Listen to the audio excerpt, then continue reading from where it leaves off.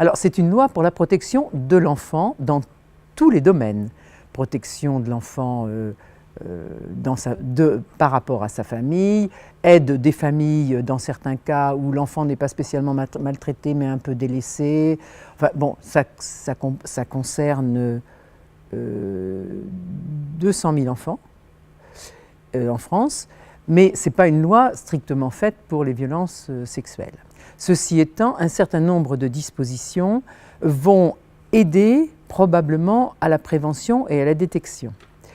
Alors, il y a 4 dispositions qui me semblent très importantes. La première, c'est que, on nous l'a dit ce matin, les médecins sont quelquefois très embarrassés quand ils soignent toute la famille et qu'ils découvrent une violence sexuelle ou autre à l'intérieur de la famille parce qu'ils sont impliqués dans la famille. Donc, il y aura, à la suite de cette loi, il y aura un référent départemental qui sera un fonctionnaire du département, qui sera médecin et qui sera le référent pour tous les médecins généralistes ou spécialistes, pédiatres, etc., ou hospitaliers, qui n'auront pas à signaler eux-mêmes l'enfant, mais qui pourront passer par lui pour que le signalement soit fait malgré tout, sans qu'on puisse impliquer le médecin directement, parce que c'est extrêmement compliqué. Dans les petites villes, il y a des médecins qui ont fait des signalements et qui ont été victimes de menaces et quelquefois de coups. Donc il faut absolument déconnecter les gens de terrain trop proches des familles pour qu'ils puissent quand même faire leur signalement, que ce soit violence sexuelle ou violence, tout simplement violence de parents.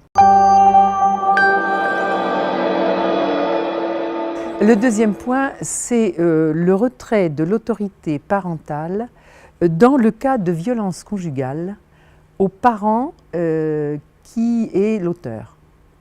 Alors, ce n'est pas obligatoirement systématique, mais actuellement, on prétend qu'un parent qui est maltraitant à l'égard de son conjoint peut être un bon parent. Un conjoint maltraitant peut être un bon parent. On peut quand même se demander comment un bon parent peut envisager d'humilier et de battre son conjoint. Donc l'autorité parentale devrait être retirée.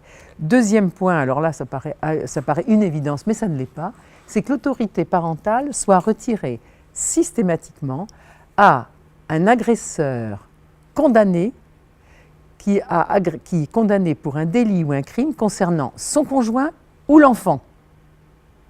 Parce qu'actuellement, vous pouvez très bien avoir, par exemple, un père violeur condamné à la prison, et qui est encore l'autorité parentale.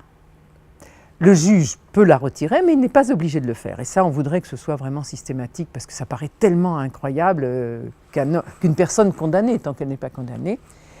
Le dernier point très important concernant les violences sexuelles dans ce texte, c'est la redéfinition de l'inceste. L'inceste était dans le Code civil. À la suite d'une question prioritaire de constitutionnalité, le Conseil constitutionnel l'a retiré du Code civil parce que l'inceste, c'était un crime sexuel, un viol commis par quelqu'un de la famille et la famille n'était pas définie. Donc désormais, l'inceste est commis par quelqu'un de la famille, mais la famille est déterminée. Ce sont les ascendants, les oncles et tantes, les neveux et nièces et les concubins, les pacsés et les conjoints, qui sont quelquefois pas le parent de l'enfant, font également partie des personnes désignées strictement par la définition de l'inceste. Donc ça, c'est une nouveauté et c'est très important pour les gens victimes d'inceste parce qu'ils ont besoin que ce soit dit et ils sont très demandeurs. Donc ça, ce texte, ce paragraphe, cet article est dans le texte de loi et il sera voté.